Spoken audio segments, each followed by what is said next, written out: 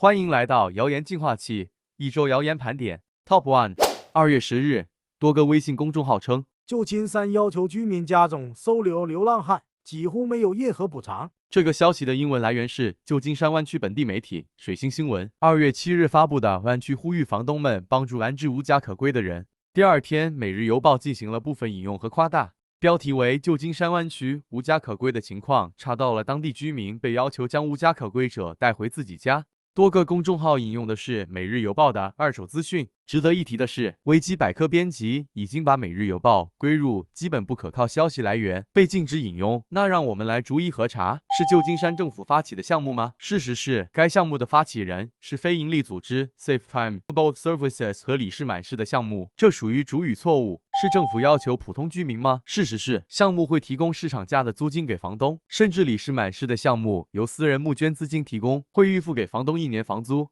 非营利组织 Safe Time 不会给志愿房东补助，但如果租客想要居住超过临时的时长，双方可以协商达成租赁协议。综述，多个中文微信公号在转载文章时，不仅有意夸大扭曲事实，提到游民的态度也是具有导向性及煽动性的，直接将游民和罪犯划等号，明显对该群体存在偏见。原文利用多个制造谣言的手法，篡改细节内容，模糊重要信息，让读者认为旧金山政府强制要求每位居民都要收留游民，从而制造恐慌。Top 2。2月12日，多个微信公众号称，德州瘾君子为福利搬到旧金山。这个消息最初来源是推特用户发布的视频采访，经由福克斯新闻引用，《每日邮报》转载并加工，微信多个公号传播。$620的现金和视频订阅服务为被采访者的说辞，无从考证，无法核查。数百张食品券是明显的翻译错误和夸大事实。被采访者说的是能获取$200的食品券，经核实，负责发放食品券的项目是 CalFresh， 适用于符合联邦收入资格规则并希望增加预算以提供健康和营养食品的低收入人群，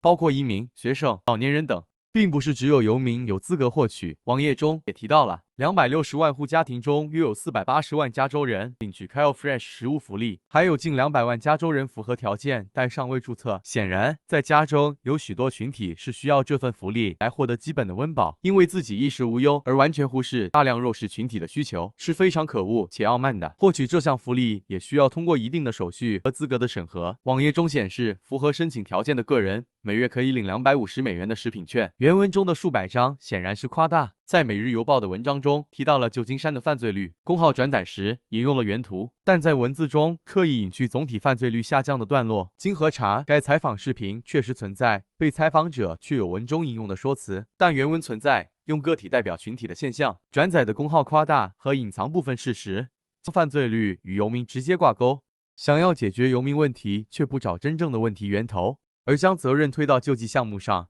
实际上，依靠救济项目生活的群体并不都是游民，游民也不等于罪犯。Top 3。2月9日，多个微信公众号称，拜登新政，非法移民闯入不再关监狱，改为居家安置。这篇中文报道称，据美国媒体 Axios 独家报道，但没有提供链接或截图。我们找到原报道，发现中文报道歪曲了原文。首先，原文通篇的重点是无证家庭，针对的是对父母带着孩子这类无证移民的处置方式，改为不再拘留，而是带电子脚链这种监控技术，并不是针对所有无证移民。事实上，英文原文清楚地说明，执法部门将拘留的重点改为拘留单个成年人的非法移民，而这些人才是无证移民的主流。公号文章中的已有18万非法移民被安置社区，纯属无中生有。英文原文的报道是，目前安置的移民家庭数量有超过100个。也有提到为何要改变对无证家庭的拘留方式，是基于家庭，尤其是孩子的安全和人道主义上的考虑。综述，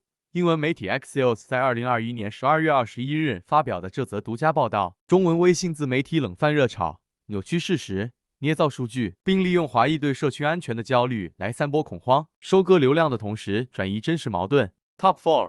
2月9日，微信公众号新西 XX 秘境称，辉瑞说服美政府认可其问题疫苗，注射进全美6个月大婴儿的身体。这篇文章明显是标题党，内容大多来自《每日邮报》在2月2日发布的文章。原文的重点是5岁以下的儿童，但公号作者聚焦在最小的年龄段6个月的婴儿，收割阅读量，以测辉瑞说服美国政府。引发此次争议的接种群体是在6月到4岁之间。并不是只针对6个月的儿童，而目前没有任何证据可以证明这些疫苗有问题。FDA 仍在对疫苗的安全性和有效性进行考量。尽管围绕6个月到4岁的孩子的 COVID-19 疫苗还没有公开完整的临床数据，但疫苗本身是为了保护孩子们不被感染。自从 Omicron 新变种出现，儿童感染新冠的数量开始逐步增高。虽然辉瑞和所有疫苗公司的疫苗审批因疫情传播速度快获得了紧急使用批准，但都是符合 FDA 审批要求的。根据《纽约时报》在2月9日的报道， FDA 还没有批准给6个月至4岁的儿童注射2剂辉瑞公司的冠状病毒疫苗。目前的临时结果中，并没有微信文章中说的副作用。彩蛋。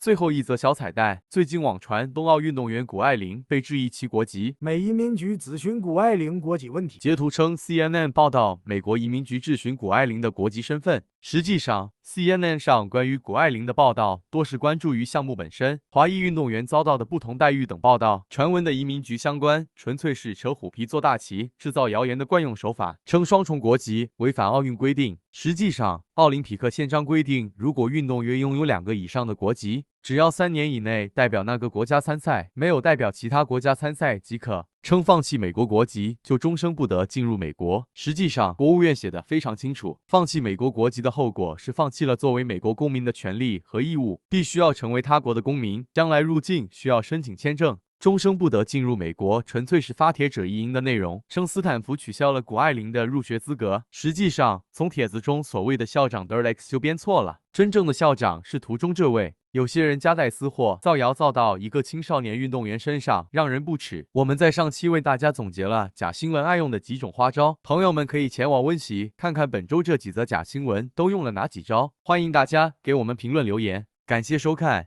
喜欢这期节目的大家，请不要吝啬为我们点赞并订阅频道，未来还会有更多精彩节目。谢谢大家对我们的支持。